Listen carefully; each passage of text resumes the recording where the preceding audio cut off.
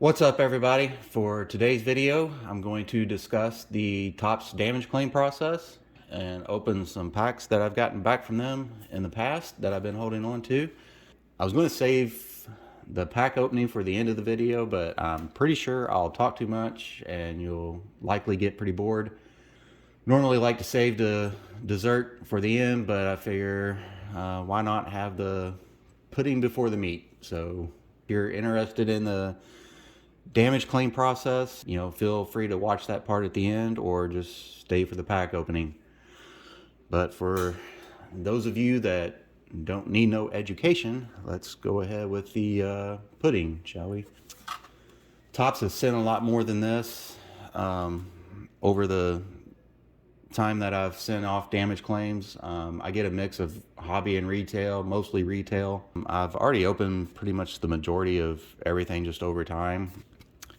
I'm going to start off with the flagship releases first, and we're going to end it with the Heritage and Gypsy Queen, just because that's what I like and it is about me.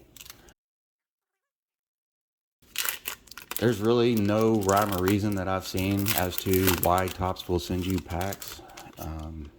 It doesn't really seem to have anything to do with how much you spend or how much you send them. One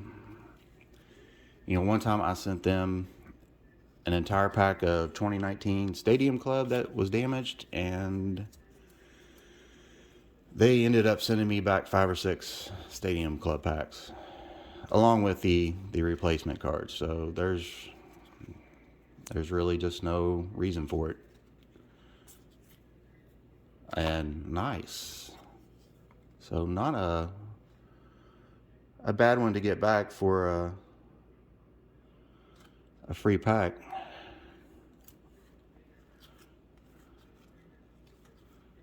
Got the Biggio and the foil there. Oh, I'll top load it later. Let's move on to the next one.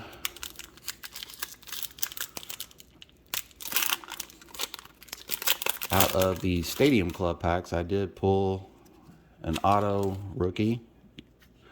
I don't remember who it was, so it wasn't really that special, but there's a Keston. He is definitely one we're looking for out of here. Nice Yelich.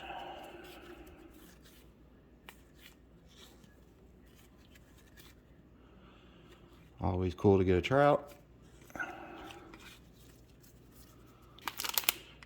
Trying to go through and just clean up the card room, and I have most of this. I have either a blaster or a hanger saved in my wax stash anyway. And packs are a little harder to hold on to. I'm always afraid they're just going to get damaged, so let's get those open. Judge is always cool to get. Unfortunately, I did not pick up any 2020 Series 1. I got tired of seeing it on the shelf. I just passed it by. There's a Trent Grisham. That is a good one. Just always assumed that I would be able to find it and pick them up later. There is a Austin Meadows out of the Chrome. We got a Severino out of the 85. There's a Luzardo.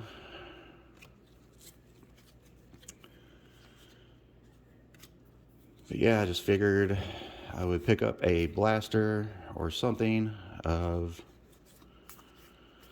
Series 1 at a later time to put in the wax stash, and it never happened. And I should probably just go ahead and invest in a hobby box or something now, but it's a low number. And we're starting off with a Randy Arozarena. Not too bad. Nolan Arenado. Shout out to Ken of Ken's Cardboard. And there's a Willie Mays insert. Those are sometimes tough to get. when you're building the set, it's tough to get those last 3 or 4 that you want.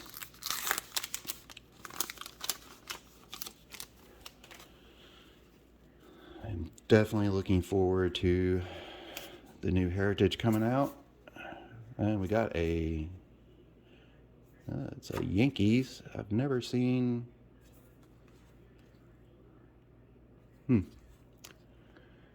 It is a white, but I thought those only came in chrome. Pretty cool. And we've got a Judge.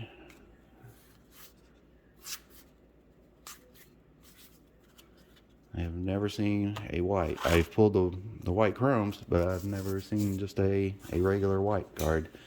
Would have been nice if that would have been the Judge, but I guess can't be too picky. Do love some Gypsy Queen. Another product I passed over. I did like it. I didn't love it when I first saw it, so I didn't buy too much of it. But then when I decided I loved it, it was no longer on the shelf. And there's nothing out of that. No bazooka backs, and I don't believe there was a logo swap either.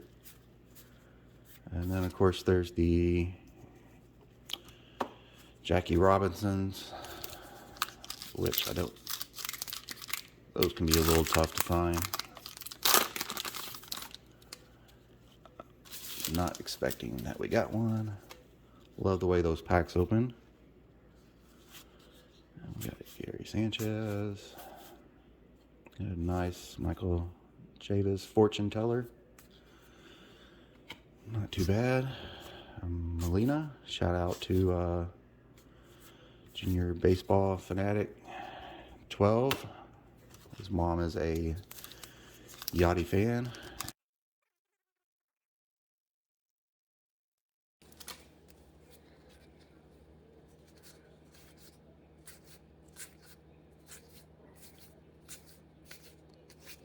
If anybody needs any of these for their set, let me know. I do have a set of the high number put together.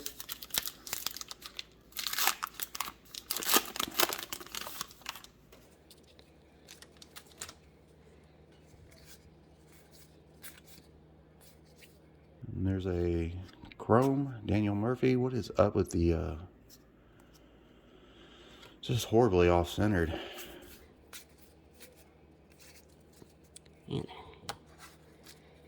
Heritage is not delivering too much for us, but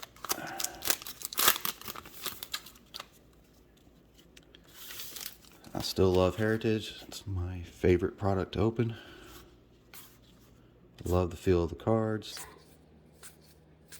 the look.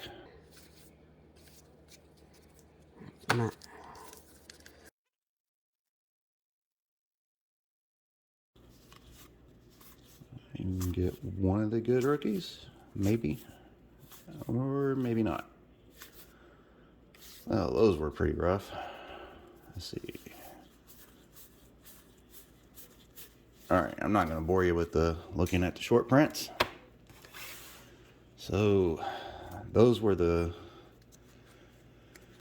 free packs from Topps for damage claims. Did not get too much, but hey, for free packs, can't really complain. Did get a chrome out of the 2019 that is just horribly miscut. Got a white parallel, not numbered.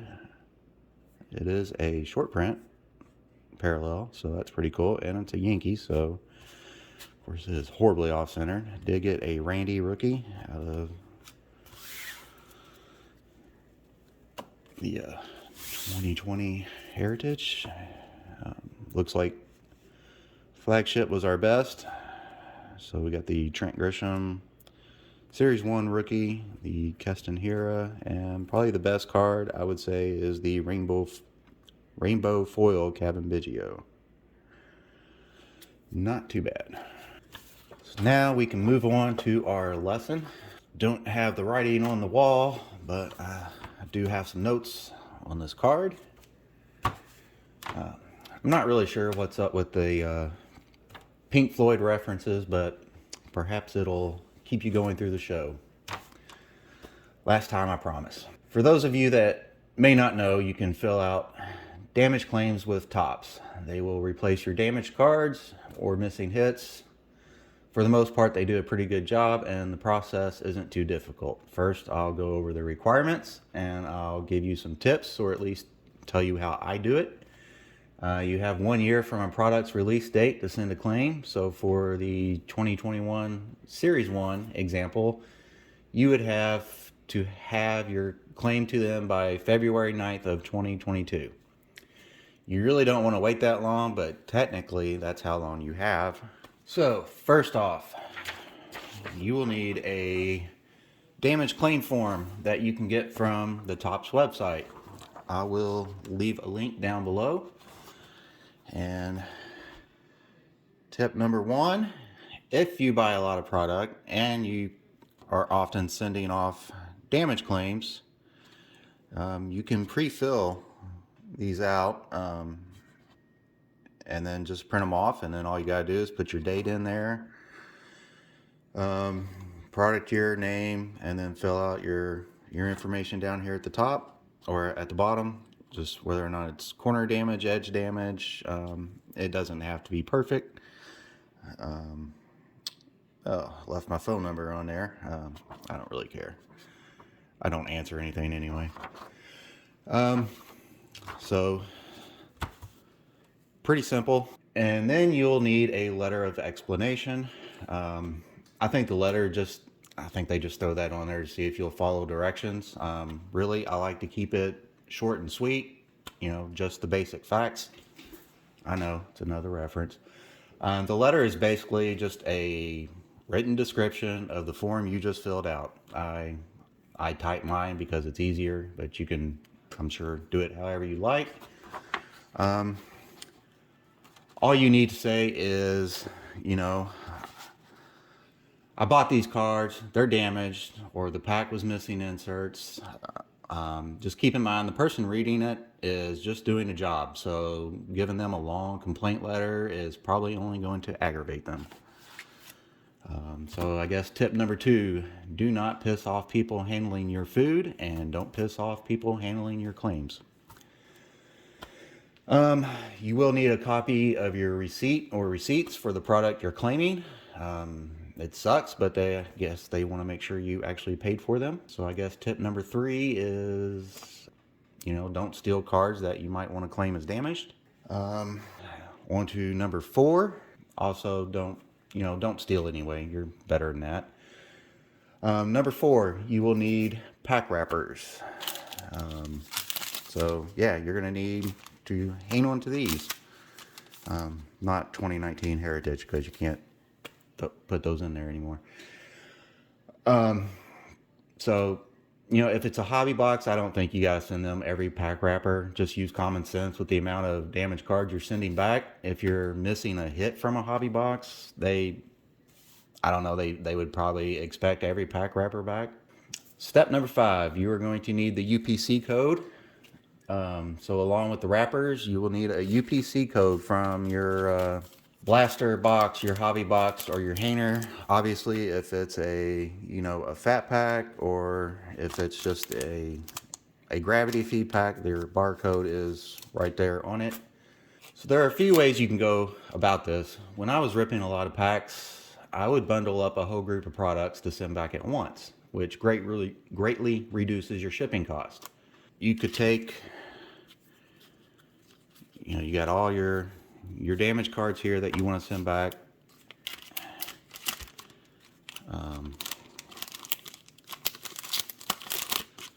Just kind of group those together. You have your letter, your claim form, copy of your receipts. And really, if you don't need the receipts for anything else, I have sometimes just sent the receipts. I don't even bother copying them.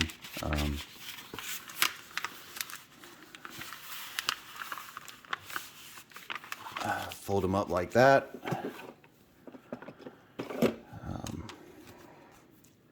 Sometimes I'll put painter's tape on there. Sometimes a rubber band, just, well, you know, a rubber band that fits. Otherwise, it's kind of pointless, but this is an example. So, I would take, say, 3 or 4 of these like this, and I would stuff them all in a number 2 or number 5 envelope, whatever. That does create an issue, though. The longer you wait, the lower your chances of getting back your cards. Eventually, they run out of stock.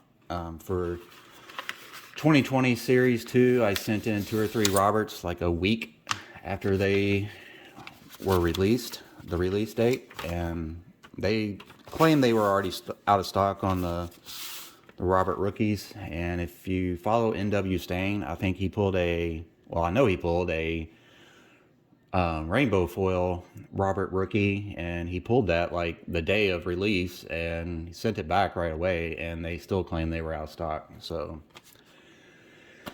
but anyways, I would not wait too long if it is a card you really want back, or, you know, some sort of popular player. If it is, say, a parallel or an SP,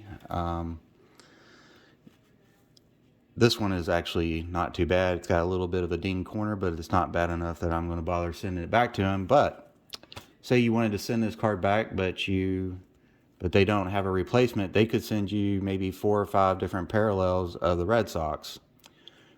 Well, if you'd rather just have this card back, what I've done is in the letter, I will put like a little note saying that I would like certain cards back, and then I will keep these cards separate, and I'll put a post-it note on it, which, well, I mean, I don't think anybody actually needs an example of what that looks like, but, you know, there, put a post-it note on there saying, please return this if you're not willing to replace it.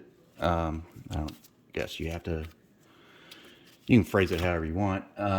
Another problem if you send back a large group together is lost mail. In fact, a couple weeks ago, I was wondering why none of my update cards had been replaced. I sent all of my Topps, the 2020 update,